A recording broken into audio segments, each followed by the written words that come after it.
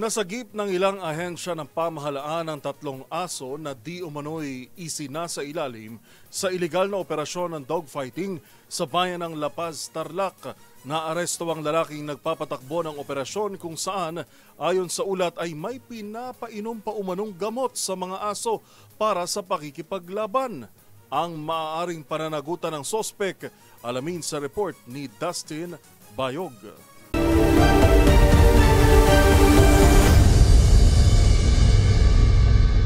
Arestado ang isang lalaki na nagpapatakbo ng isang iligal at pinagbabawal na dogfight operation sa barangay Motrico, La Paz, Tarlac na isang paglabag sa Animal Welfare Act. Sa isang joint operation ng Criminal Investigation and Detection Group o CIDG, katuwang ang Presidential Anti-Organized Group Commission o PAOK, naaresto si Bill Akira Watanabe at nasagip ang 3 naabusong mga aso.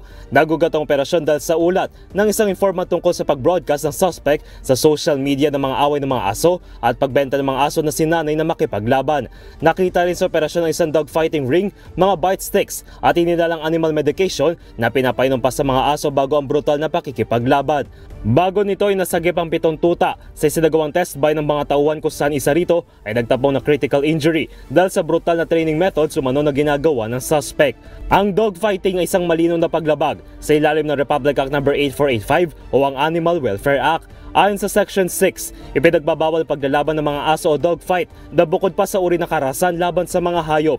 Ang suspect o sino mang mapatutunayan lumabag dito ay maaaring marap sa kulong na 6 na buwan hanggang 1 taon at multang 30,000 piso kung ang hayop ay hindi namatay o naman ay wala natamong malalang injury. Kulong naman na hanggang 1 taon at 6 na buwan at multang 50,000 piso kung ang karahasan ay nagresulta sa severe injuries ng isang hayop. Habang 1 taon at 6 na buwan hanggang 2 taon, ang pagkakakulong at multang 100,000 piso ang ipapataw sa may sala kung ang biktimang hayop ay nagresulta sa pagkamatay. Kaya kung mayroon pa kayo nakitang ipinagbabawal na akto o mayroon kayong reklamo, itag nyo kami sa DZRH. Hoy, bawal yan!